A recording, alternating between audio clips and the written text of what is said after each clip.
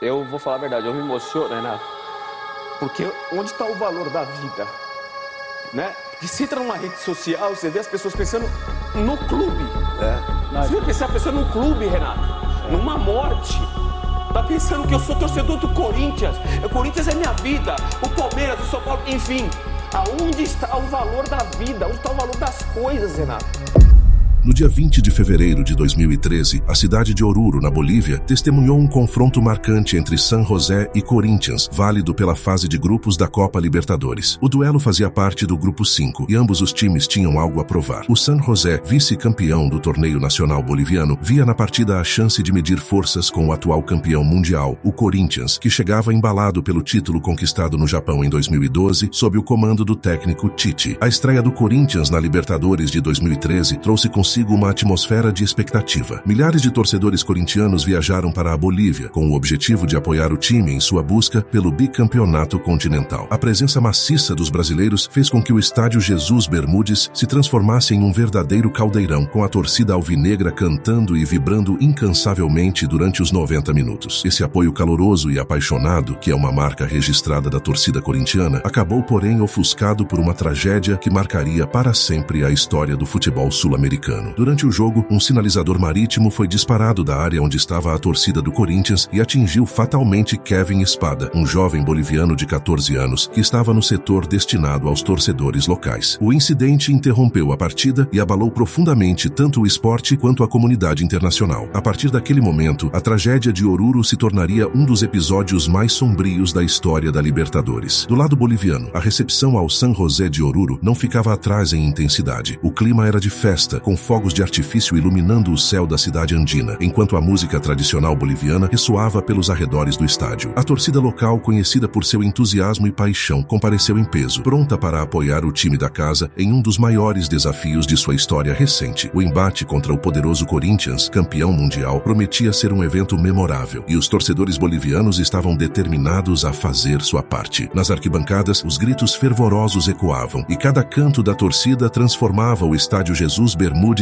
em um verdadeiro caldeirão. Atrás de um dos gols, o imponente mosaico em chamas destacava o nome La Termible, uma homenagem à icônica torcida organizada do San José, que figura entre as mais apaixonadas da Bolívia. Essa exibição visual e o barulho ensurdecedor davam ao jogo um toque especial de grandeza, elevando ainda mais as expectativas para o que estava por vir. A atmosfera eletrizante refletia a esperança e a confiança dos torcedores locais, que acreditavam que seu time poderia surpreender o gigante brasileiro em uma noite histórica. O San José entrava em campo com o apoio de sua gente, e o confronto entre duas torcidas tão apaixonadas adicionava uma camada extra de emoção à partida. A rivalidade entre as nações, o peso de uma competição tão importante quanto a Libertadores e o orgulho que cada lado carregava faziam desse encontro muito mais do que apenas um jogo de futebol. Durante a partida entre San José e Corinthians, o que deveria ser um momento de celebração transformou-se em uma tragédia irreversível. O Corinthians, após marcar um gol, viu sua torcida erguendo com orgulho um enorme bandeirão com o nome Sport Club Corinthians Paulista, um gesto tradicional de comemoração e paixão. Entretanto, sob a capa desse símbolo de alegria, um sinalizador naval foi disparado em direção à torcida boliviana. O artefato atingiu fatalmente o jovem Kevin Espada, de apenas 14 anos, que assistia ao jogo ao lado dos amigos e familiares. O sinalizador atingiu Kevin diretamente no olho direito, e o impacto foi devastador, atravessando seu cérebro. Em meio à comoção que se seguiu, ele foi rapidamente socorrido e levado ao hospital, mas tragicamente não resistiu e faleceu a caminho. A atmosfera no estádio, que antes era de festa, se transformou em um silêncio chocante, seguido por gritos de revolta da torcida boliviana, que logo identificou a origem do disparo como vinda do setor corintiano. Desconhecendo o grave ocorrido, a torcida do Corinthians, a fiel, decidiu recolher todos os bandeirões em meio ao clima de tensão crescente. Ainda que o momento tenha sido de incerteza, ninguém na arquibancada imaginava o trágico desfecho. Somente após o término da partida veio a confirmação. Kevin Espada havia perdido a vida, transformando uma noite de futebol em um dos episódios mais tristes da história da Copa Libertadores. Após o trágico incidente em Oruro, na Bolívia, que resultou na morte de Kevin Espada, a tragédia reverberou dentro e fora das arquibancadas. Imediatamente após o ocorrido, 12 torcedores corintianos foram detidos pelas autoridades bolivianas, acusados de envolvimento no disparo do sinalizador. Nos dias seguintes, após intensas investigações e negociações, 7 deles foram liberados, mas outros 5 continuaram encarcerados, enfrentando uma longa e angustiante espera que durou 156 dias. Enquanto o futebol brasileiro e sul-americano absorviam o impacto da tragédia, o técnico do Corinthians, Tite, mostrou-se profundamente abalado com o ocorrido. Em uma coletiva de imprensa, sua voz carregava um peso de dor e luto. Suas palavras refletiram a gravidade do momento. Eu trocaria o meu título mundial pela vida desse menino. A declaração de Tite capturou o sentimento de toda a nação corintiana, que, embora orgulhosa dos feitos recentes do time, compreendia que nenhuma vitória esportiva se comparava à perda de uma vida tão jovem. 4 dias após o jogo, um novo capítulo se desenrolou. Um jovem de 17 anos, membro de uma das principais torcidas organizadas do Corinthians, surgiu para contar sua versão dos fatos. Ele revelou que havia adquirido o sinalizador naval na popular região da 25 de Março, em São Paulo, conhecido mercado de artigos variados. Em um ato de coragem ou desespero, o adolescente admitiu ser o responsável por acionar o dispositivo que causou a tragédia. Durante a comemoração do gol, a intenção do jovem corintiano era apenas acender o sinalizador, sem imaginar que aquilo pudesse resultar em uma tragédia. Segundo suas próprias palavras, ele não tinha a menor ideia de que o artefato poderia ser arremessado ou causar qualquer dano. Para ele, seria apenas mais um gesto de celebração comum nas arquibancadas. O que ele não sabia era que o sinalizador naval, muito mais potente que os habituais utilizados em estádios, acabaria atingindo Kevin Espada, levando a consequências fatais. Por ser menor de idade, o adolescente não poderia ser extraditado para a Bolívia e, portanto, estava legalmente protegido de enfrentar um julgamento no país onde o incidente ocorreu. Esse detalhe complicou ainda mais o caso, que já estava cercado de grande tensão e repercussão internacional. O presidente do Corinthians na época, Mário Gobi, destacou que o caso rapidamente ganhou proporções além do esperado, tornando-se um problema diplomático. Ele revelou que a situação envolveu uma disputa política entre os embaixadores do Brasil e da Bolívia, com pressões de ambos os lados em torno da responsabilização e da busca por justiça. Além disso, Gobi afirmou que o pai do garoto envolvido no incidente tentou pressionar o Corinthians a pagar uma indenização à família de Kevin Espada, o que trouxe mais uma camada de complexidade ao caso. Durante uma entrevista ao canal Meu Timão, o então presidente do Corinthians, Mário Gobi, trouxe à tona um aspecto pouco conhecido sobre as repercussões da tragédia de Oruro. Segundo Gobi, a família de Kevin Espada, através de seu pai, teria solicitado uma indenização no valor de $5 milhões